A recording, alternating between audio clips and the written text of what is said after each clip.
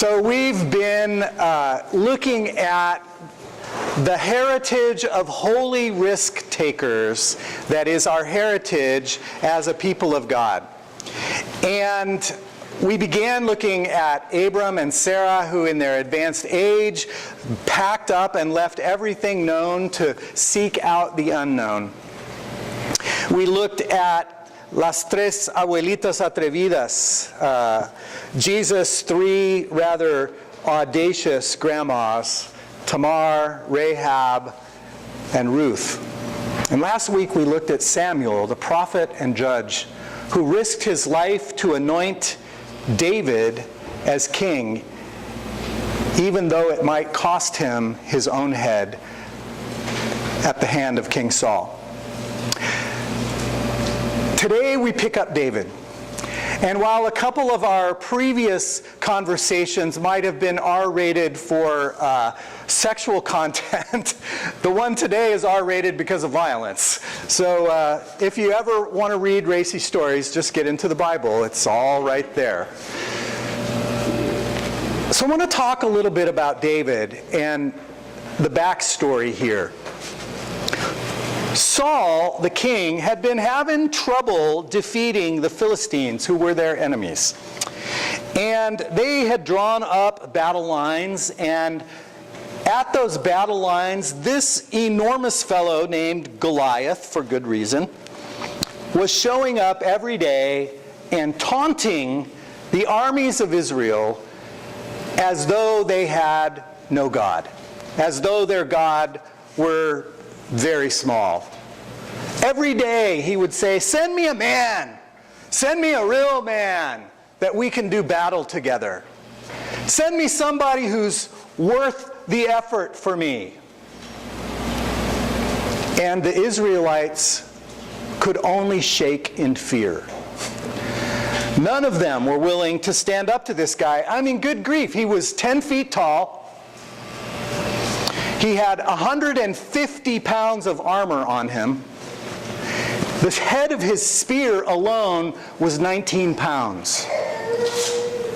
If you can imagine a 19-pound spearhead smacking you, you would not last very long. So, David has 7 other brothers. 3 of them are in the army. They are a part of this cadre that Saul has gathered. And David is going back and forth between Bethlehem and the battlefield, bringing provisions to his brothers. In fact, his dad sends him with provisions for his brothers and actually some cheese for his brother's commander, probably in hopes that his commander will look kindly upon his sons and not put them in the worst part of the battle, right? So David shows up, and there's all this hubbub because Israel has just gone out to set up the battle lines one more time with a war cry, and out comes Goliath one more time and makes his taunt as he has been doing on a daily basis. And David hears it.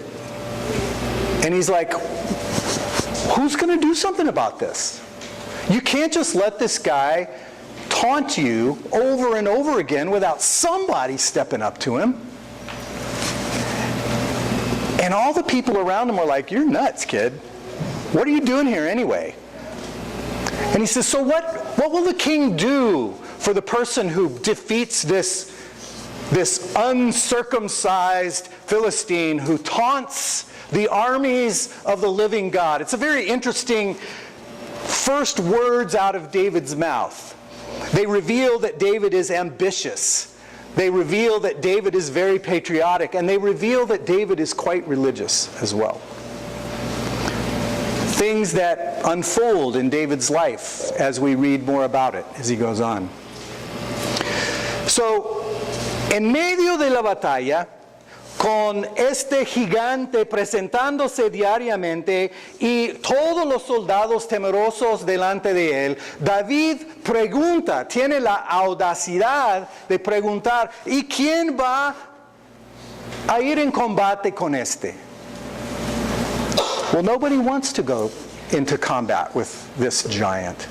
They're scared to death of him, as I would be too, and honestly, you too, probably.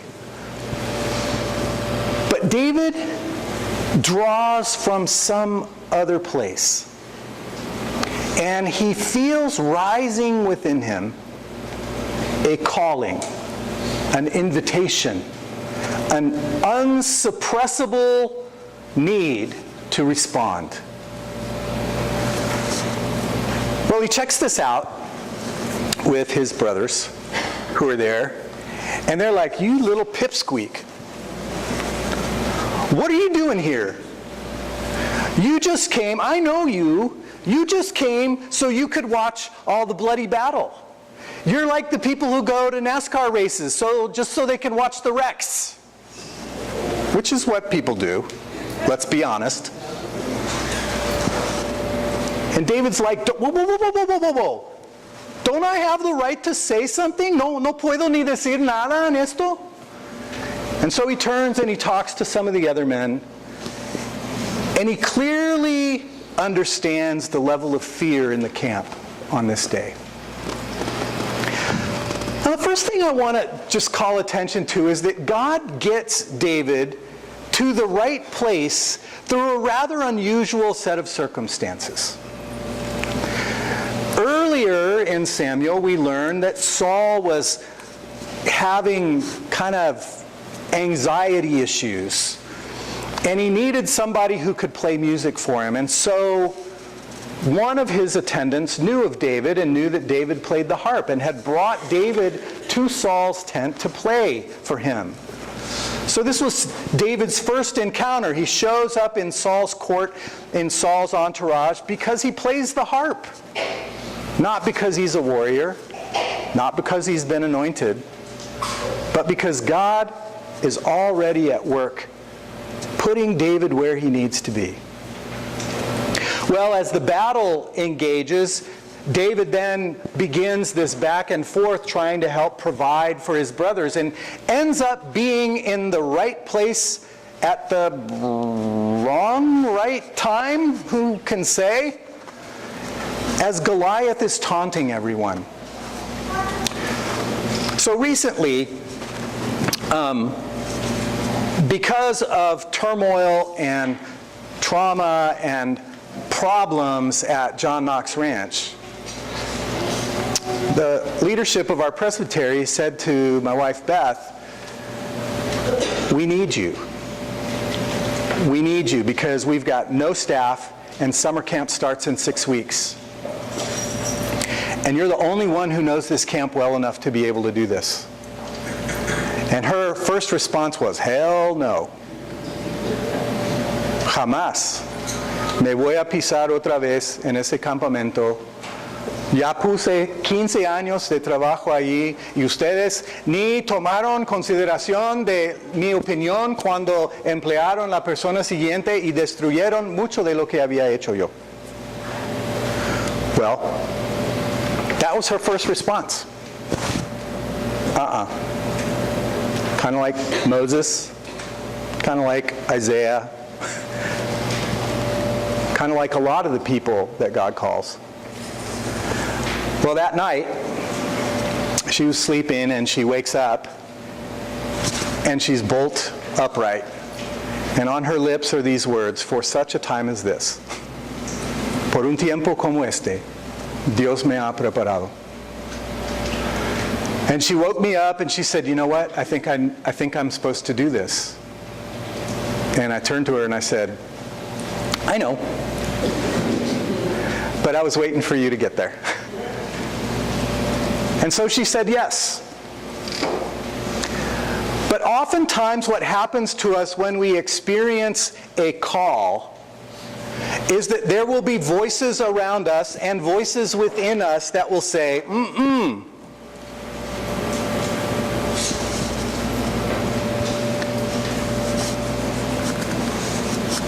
I'm thinking about some of the young people in this group.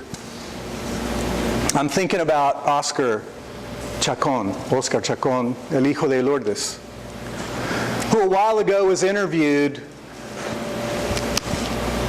and asked, so, how did you manage to get to college and be successful? And Oscar said, well, let me tell you. In the West Side, there are a lot of people who tell you when you say you're going to go to college that you'll never make it. That it's a dream too big. That it's a hope too great. That it's a challenge impossible to attain.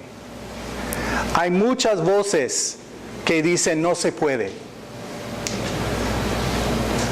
But I've had a community around me that has been telling me in opposition to that, sí se puede.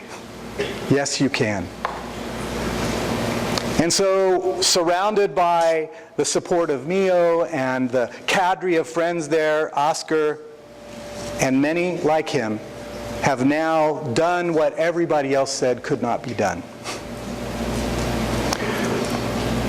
Back to the battlefield. The soldiers all believed that Goliath was unbeatable, that Goliath could not be attacked in any kind of successful way by a regular human being.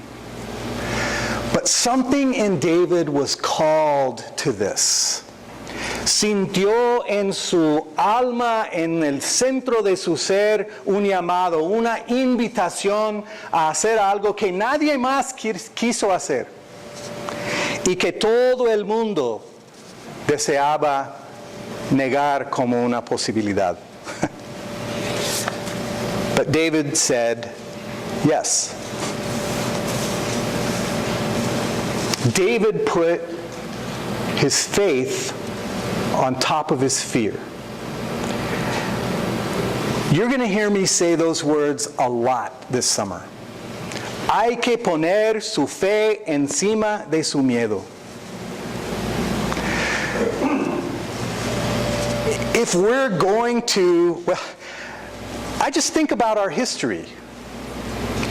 I think about the stories that I heard told about how Robert Brown and Rudy Guerrero received an invitation from HUD to take on $1 million loan to build public housing and to shepherd that housing for a number of years. And how many voices in our presbytery said, esa iglesia pequeñísima, esa iglesia de mexicanos, no tiene la capacidad de administrar un donativo de $1 million, un proyecto tan grande. That church doesn't have what it takes to do that. But Robert Brown and Rudy Guerrero and many with them put faith on top of their fear and their own sense of uncertainty, and they said, okay, let's do it, and they did. And thankfully, because they did, and because many others stepped in along the way with them, 40 years later, we were able to rehab that, give it to an organization that continues that ministry of housing, and net the resources that are going to help us be able to completely restore our facility and sustain our life for years to come. Faith on top of fear in the face of a giant that others will tell you cannot be done. I don't know what your giants are. I don't know who your giants are. I don't know if it's a person or a dream or a project. But let me tell you, la única manera de superar el miedo es con fe y confianza, puesto en el Dios que te ama y que no te abandona. It is only putting our faith on top of our fear that we can find the courage, discover the capacity to overcome the giants we face. You guys, you're stepping into leadership that others have said no to. They don't want to do it. They don't want to work that hard. They don't want to give up part of their summer doing this. They don't want to be in charge of little kids. All kinds of reasons to say no. But you've said yes. And my confidence and my trust and my hope in you is that your faith, placed on top of whatever anxieties or uncertainties you have, will be enough for you to be an amazing and wonderful example of a servant leader for the kids in this community. As a church, together with our H&S partners, we're looking at the giant of $2.2 million, which is what it's going to take for us to rehab this place. And there are a lot of people who would say, sure. But I say, The God who has faithfully accompanied this community for 100 years is not done with us. There is far too much that we still have to do here, and that the generations after us still have to do here, for us to be daunted or frightened or put off by the giant of that mountain of money that needs to be found and needs to be given by us and others. I am not worried. I know that we can do it. So David finally is taken to Saul, who hears about his confident rantings that someone needs to stand up to this guy and that he is willing to do it. And Saul says, okay, but here's a helmet, here's my armor, here's my sword, and you can just see it's a comical image of this young teenage boy weighed down with a king's manly armor, and he can't even walk in it. It's so bulky and it's so heavy and it's so uncomfortable and unfamiliar to him. And he says, no, I'm going to take what I know. My staff, 3 smooth stones from the river, a bag to put them in, and my sling. Because God has delivered me from the bear and the lion when I have had to defend my sheep, and this bear of a man is no more threatening to me than they were. And if God could deliver me then, God can deliver me now. And in that faith, he walks out to face Goliath. And Goliath sees his staff, and he says, what am I, a dog that you bring a stick to beat me up with? And David says, look, you uncircumcised Philistine, you are not just taunting me, you are taunting the one who stands behind me, the living God. Y el Dios que me apoya, el Dios que me respalda, el Dios que me ha rescatado en el pasado, me va a rescatar de tu mano hoy. Cuídate, muchacho. And Goliath comes on, and David pulls his sling, sets his stone, swings it, and delivers it right in the middle of his forehead. And down goes Goliath. And David, who doesn't even have a sword, takes Goliath's own sword and cuts his head off. And the Philistines freak and run. Y todo el ejército de Israel los persigue y los destruye, hasta que llegan al pueblo de donde vino Goliath, Gath. David wins the day.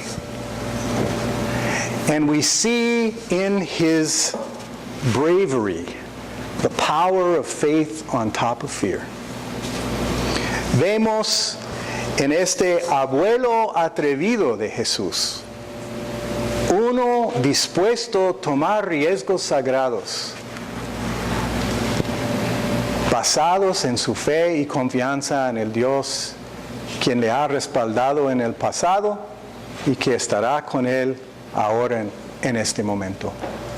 My hope and my prayer for us is that as counselors, as members of this community, as students getting ready to go to college, as a community that dreams big dreams, that we too can put faith on top of fear